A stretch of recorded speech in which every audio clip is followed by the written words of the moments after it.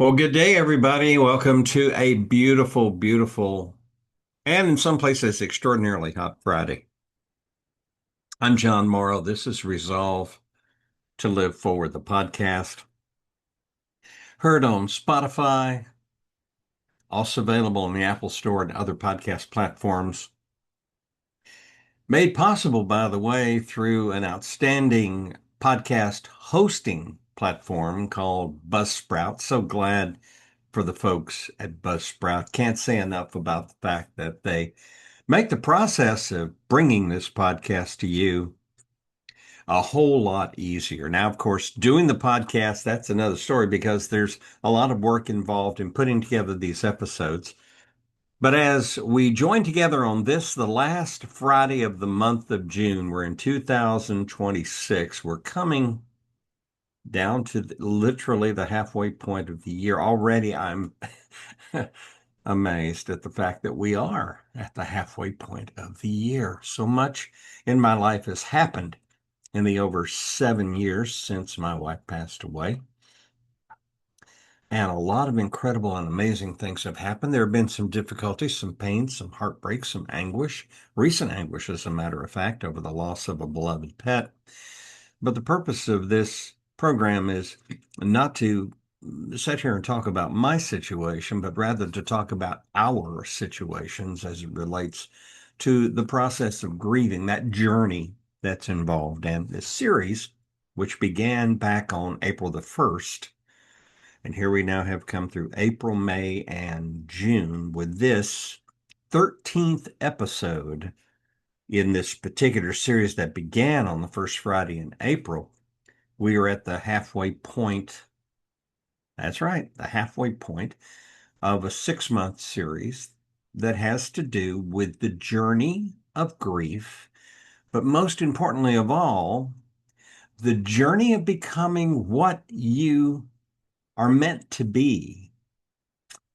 I've said it before, I'll say it again. Grief should not define you. Grief does not go away. You don't move past it. You must, as I've said repeatedly, carry it forward with you. And resolving to live forward is just that. It's my story, but it's your story. It's our story. It's about things that we have in common with each other in the grief journey. And in episode 13 today, we're turning a corner.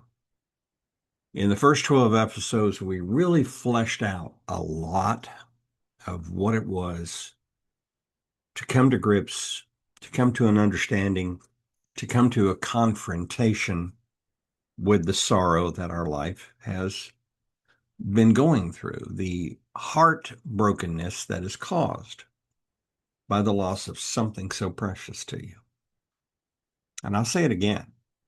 There has never been, nor will there ever be, anyone that was more important to me in my life than my wife, Donna, the greatest friend I could have ever had. We didn't have a perfect marriage by any stretch of the imagination, but we had something perfect in terms of the fact that when two people are knitted together the way we were, good days, bad days, and anything in between, it was better to be with her than to not have to be with her. And the journey of living forward without her is an interesting thing because I don't approach it as she's no longer here. True, physically she's not, but yet she may not no longer be here physically, but she's here in me continuously. And that's actually a very powerful force.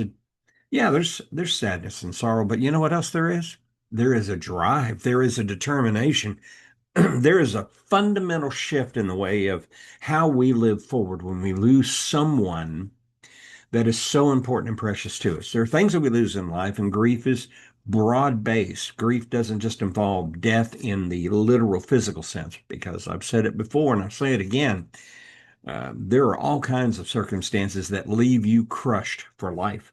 And you have to get yourself knitted back together, pieced back together, woven back together, recreated. The tapestry, though, still has all the pieces in there, and those pieces are important, and how you prioritize them and put them in the appropriate context is what helps you to move forward. And today's episode 13 is Who Am I Now? Who am I now? I'll say it a third time. Who am I now? Now, this is the question I want to ask yourself. Ask yourself, who am I now? Who are we now? What are we doing? If there's a subtitle for this particular episode, it would be Rebuilding Your Identity After the Life Changes Everything.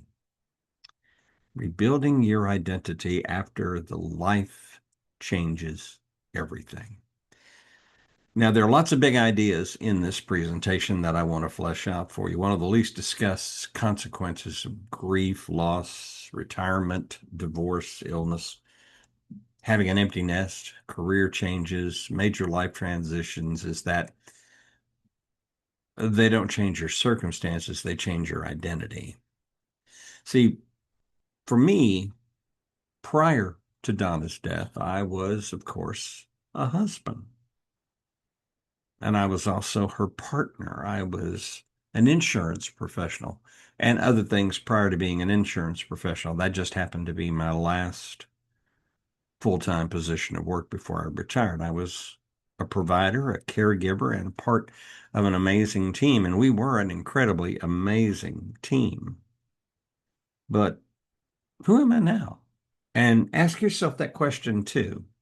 Who are you now?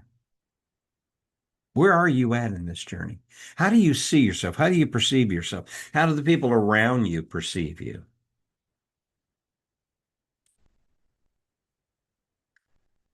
Did you notice the coffee cup? Com Coffee in one hand, confidence in the other. Oh, let's continue. One of the hardest questions I've ever faced was not about grief, although at the time I thought, God, what am I going to do? And it wasn't about the loss. It wasn't even about my future and where I was going to go, what I was going to do, who I was going to spend it with, if I was going to spend it with anybody. One of those hardest questions actually turned out to be the simplest question. Who am I going to be? What am I going to be going forward? Here's a story I want to tell with you. For nearly 46 years, I was part of a marriage, a beautiful marriage to an incredibly beautiful woman. And what incredible memories, by the way. I wasn't just married, we had a partnership and we were so interconnected together. It's, I can't explain it. I don't know how to explain it, but I think there are people out there that do understand it. In a relationship where the two of you are so emotionally, spiritually, physically, in every way, form, shape, or fashion connected, you just get each other. You just simply get each other because I could be at a gathering, any kind of a gathering, family, social, church, activity, Toastmasters, whatever it happens to be. Donna's at one end of the room. I'm at the other end of the room. We can make eye contact. We're distances away. I can't hear her. She can't hear me. There's a cacophony of noise going on in the room. I can look her in the eye. I can look at her body language. I can look at the facial expression. And I guarantee you, she's doing the same thing with me, and we would know what each other is thinking. Now you say, nah, that don't happen. Wait a minute. It does happen. That partnership was a powerful connection. So when Donna passed away, I wasn't just grieving the loss of Donna. I was trying to understand who I was going to be without her being physically present in my life. And that's a tough question to have answered, but that's a context you need to understand because you see, retirement will change identity, health can change your identity, your children will change your identity. The bringing along of granddaughters began to change my identity. But the most important thing to remember is that the loss of Donna changed my identity. It did. It changed my identity. I had to relook at myself and begin to realize I had to define myself from a different perspective.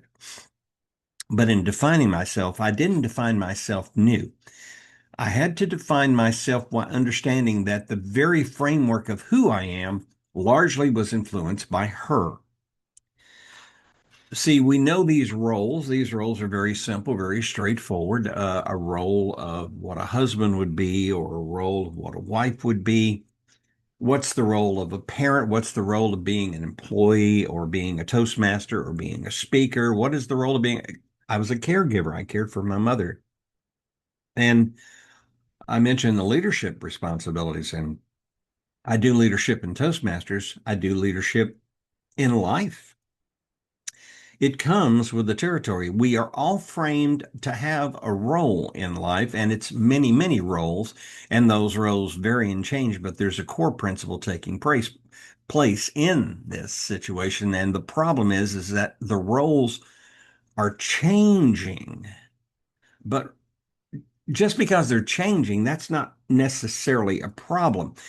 We need to put it in the right kind of context. I want to give you another insight to think about. Now, roles are constantly changing, yes, but the identity of who you are is the deeper circumstance. It's far more important to know who you are, where life is taking you.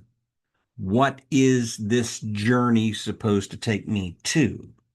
And along the way, as I'm going to that journey, who am I taking with me? Who is taking me with them? Because they're on a journey too. When you live in a life and in a world and you're on a journey, everybody's on a journey. We're all travelers, even though we're stuck here on planet Earth. Life can take away the role that you have, and then you have to begin to make a change because there's a new role that is waiting for you to take up and carry forward. But remember, even though it can take away roles, it can't change who you are, and it can't take away the value of who you are. Wow. And you have value. Don't let anybody ever tell you your time has come full circle. Enjoy the rest of your life. Live quietly, die peacefully. Good grief, what a morbid thought. So, insight number two is definitely life takes away your roles, but life does not take away your value. You're the one that determines what is done with the value that you have always possessed. Which brings me to the third insight in this conversation. Growth requires rediscovery of what we are, who we are, how we are, why we are, as well as what we can be in scale, in building that, in expanding that, in amplifying that. Sometimes life doesn't ask us to become someone new. Sometimes life asks us to rediscover the parts of ourselves that have been waiting quietly for their turn over the course of these many, many years. And that brings me to a fourth insight. Our story is still being written. Let that sink in for a second. I think, yes, my friend Jay, fellow TED Talk speaker, or TEDx speaker in this particular case, as you know, I did a TEDx back in February of 2026. Jay said, it's a beautiful story about you and your wife. And you would say, that's the end of that story, and now a new story is beginning. That can be perceived as a fairly accurate statement if you want to be there, and I don't question or in any way criticize someone for thinking that way. But here's the thing. The story, as he described it, is not about a brand new book. Your whole life is the story. And if you're still here, there's still more story. So, what is this? Well, you could say it's like a new chapter. It is. But think of it even as this: you're still here, right? The changes that are taking place in you don't change the story. They change how you live out the story that is the story you're destined to live. And like in the writing of a particular paragraph in that journey of the story, would this be okay if I said it's kind of like you put a period at the end, ta-da, it's done, turn the page. And that would be fine. The story's still going to go. A new chapter may be written. But what if I said sometimes it's not so much a period as it is a comma? I got a comma for you here. You've come to this point, but you're still John. You're still whoever you are. You still have your role in the world. You still have the people that love you. You still have the gifts that you have been given. You still have the strengths that make you who you are. And there are things waiting for you that are waiting for you. They're waiting for you. You're the person that needs to be there for that thing that needs to be done. So the book is not finished. There's more to be written. Your life is changing. You are changing along the way, and you are writing more of your story.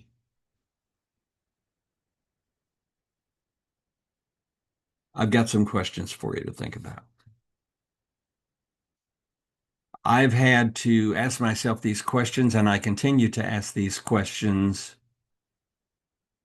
And I believe that people that have been going through the journey who have been without that most significant person that they loved in their life for far more years than myself, the question or the questions that we need to ask ourselves and we need to be candidly honest are: what strengths have helped me to survive through to today?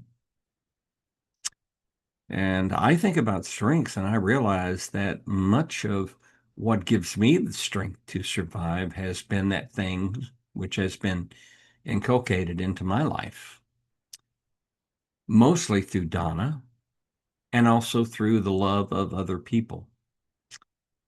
Couple that with the events that have given me a great education, because remember that all circumstances are teaching moments, so therefore they equip us to live our life and to move in a more forward direction.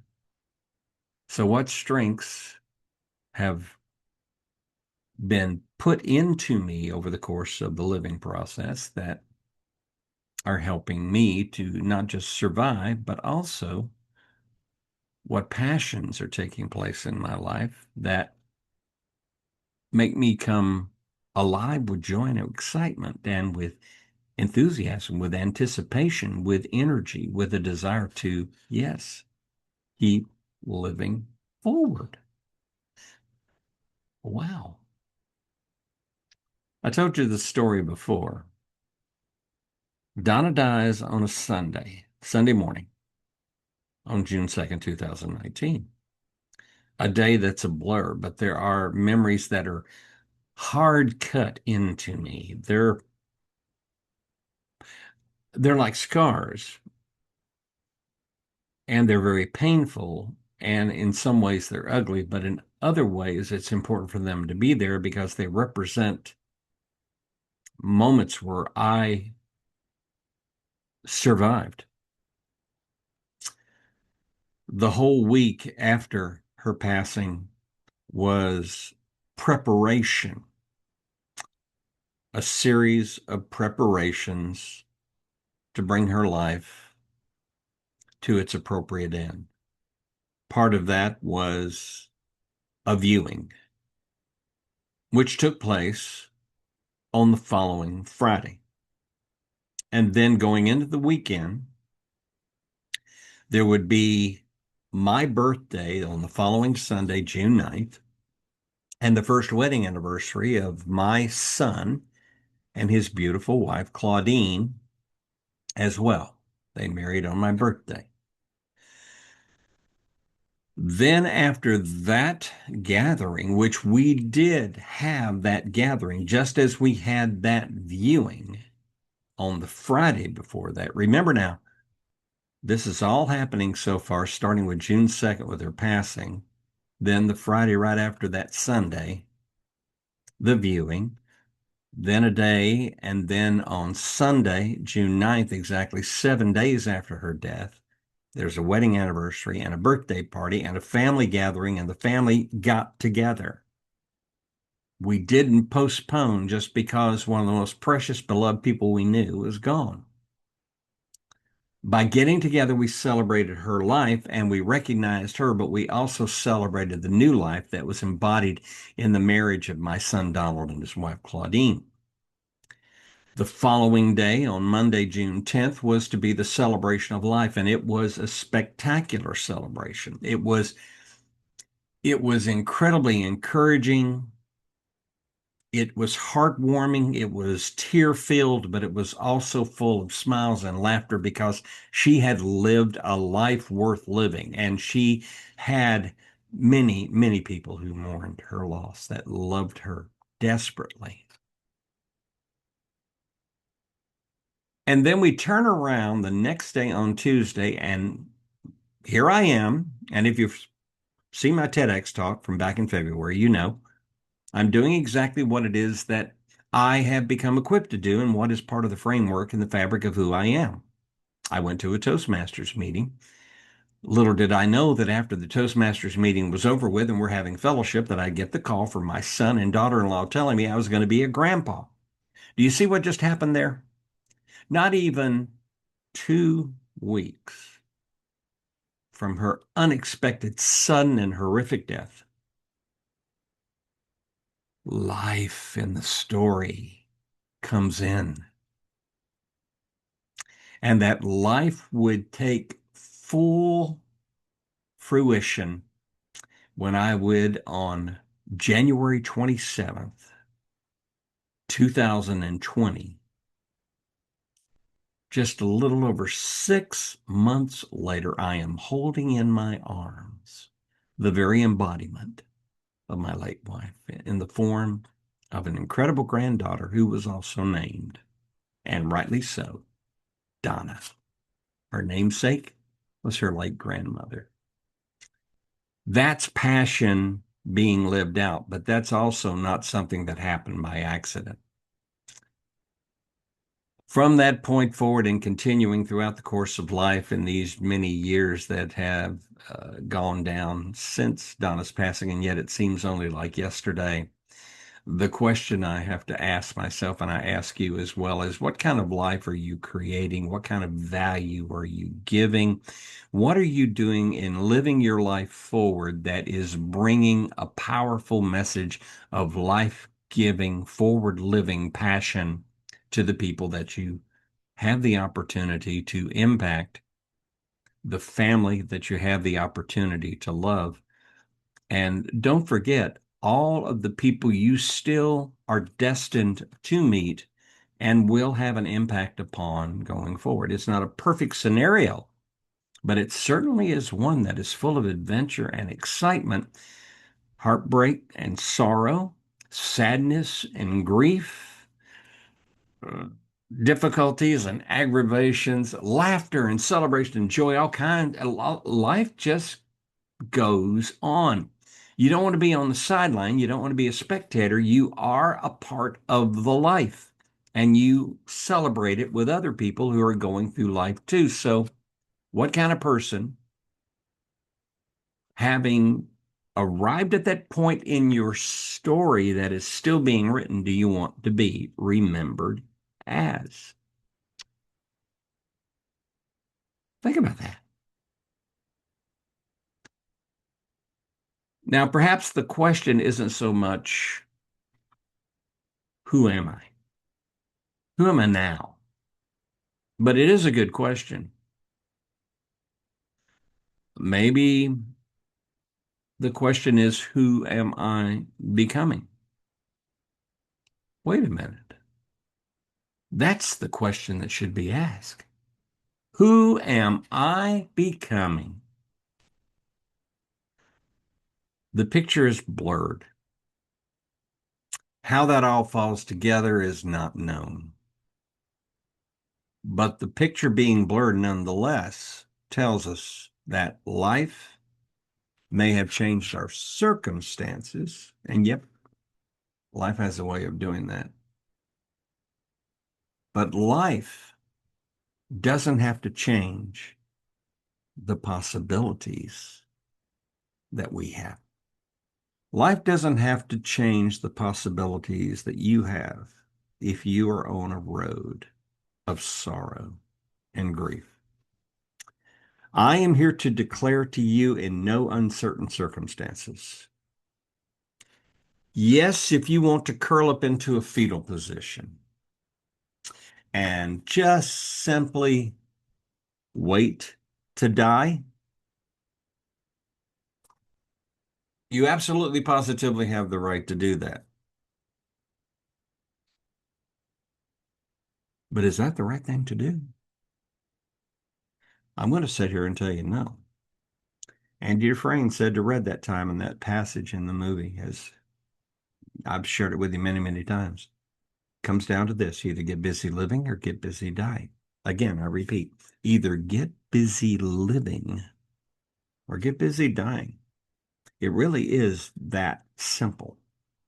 In that chapter that I wrote in one of the books that I share with a number of authors, thanks to, of course, Dr. Donald Tolson, I said life comes down to the simplest of choices, two paths. You choose one or you choose the other. And I know there's a lot of variables involved in the process, and you may think it has fingers and fingers, and life is like a web, and that's all true. But in its simplest context, the simple common denominator comes down to the old fork in the road. I've come here. This is the path I'm on. There's a path. There's a path. This path is the one where I decide I've had enough and I just want to not have to do anything anymore. I just want to get out of this world. I'm through with the process of living. I'm tired of it. I don't see any value whatsoever. And there are people that make that choice every day, and it's heartbreaking. Remember, too, there are no two circumstances that are identical. So I'm not telling you that I am the end of all things when it comes to these things that I share with you. But I think the vast majority of us are looking for a way forward, which brings us to the second choice. And that choice is, do I choose the path to live, even though I have no clue what I'm going to see on that path? Resolve to live forward is the name of this podcast. Resolve to live forward is very much tied to the power word resolve. And in this particular episode, I wanted to let you know that this is not just about what I lost. As a matter of fact, what I lost is not the most important thing. What I lost is not the most important thing. The question is, what awaits me as I choose to live forward? What awaits you as you choose to live forward? Ask that question. Think about it.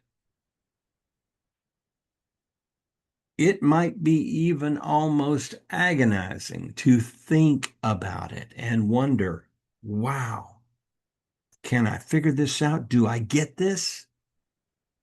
But you see, I know from experience there was stuff waiting for me. Go back to what I said before. A Saturday, excuse me, a Sunday morning, watching my wife die, doing all of that grief work that week in this cloud of sorrow and anguish, doing a viewing on the following Friday family being together on the following Sunday, exactly 1 week later, finding a way through the tears and the heartbreak to celebrate a new love between two people that was the marriage of my son and my daughter-in-law, celebrating what was, in fact, my 69th birthday and reflecting on the fact that we were in love over 46 years and married almost 46 years, and that represented two-thirds of my life, two-thirds, the best two-thirds a person could have ever lived. Then on Monday, just one day over a week from when she died, a celebration of life. And then the following day, a celebration of new life coming into the world through an imminent birth that would take place less than a year later. And into the world would come Donna Morrow, the grandchild of her grandmother, who she will never get to meet in person, but who she knows about and is learning about, and who is seeing pictures of and is coming into an understanding. You are the embodiment of that incredible woman that was my incredible wife and your incredible grandmother. Do you see what I'm saying? What remains possible in your life going forward? Your story is not over. Your story is being written every single day. That's what we're here for in Resolve to Live Forward. We're here together as a community. Shared pain and sorrow, heartbreak and anguish. Travelers carrying grief, bearing the burden of a loss that can never be replaced. But obviously still here, and therefore here by divine appointment to accomplish something amazing, to be the legacy of the life of the one that we lost, that we love so much, but also to have a destiny to be a legacy in the life of those who will see us and who will come behind us to pick up the gauntlet, if you want to call it that, when we finally lay down our life. But this is not talking about when we lay down our life. No, this is talking about the story that every single new day gives us the opportunity to write a new chapter. That is living forward. And like the title of my TED Talk, living forward is a choice. I'm out of time. Thank you so much for joining me on this incredible Friday. I hope you enjoy this episode. Share it with people and talk to them about it. It's on Spotify. It's in the Apple Store. It's on multiple podcast platforms. I also upload it to my YouTube channel, Resolve to Live Forward. You'll find me on Facebook, John Morrow, Resolve to Live Forward. As far as my business Facebook is concerned, I also have a regular Facebook page for John Morrow DTM. Uh, I don't really get mail that much. I give you my email primarily because if you so desire to wish to send me an email, you may do so. It's johnmorrowcoaching@gmail.com. John Morrow Coaching@gmail.com. But thank you for watching. Thank you for listening. Thank you for participating. Thank you for being part of the community. Please like it, share it, invite other people to come on and join. Listen to the episodes. By the grace of God, I plan to be here again at this time next week. I try to publish these episodes every Friday at 12 noon Eastern Time, and that is the case with today, the last Friday of the month of June. When we get together next, it will actually be the day before the 250th birthday of the United States of America. And so, by the grace of God, if I'm able to be with you 1 week from today, that's Friday, July 3rd. And I will be looking forward to talking to you because it's a milestone day in so many, many ways. But for now, this is John Morrow. Thank you for your time. Thank you for joining me. Thank you for being here for me. Thank you for being a support to me. And as I close, remember what I always say. Make the decision, make the choice, choose the right path, resolve each and every single day to live forward. And I promise you, I promise you, I promise you, it won't always be easy, but you will not regret it. You will find joy. That's the power of the mindset of resolve to live forward. John Morrow saying so long and thanks for joining me today.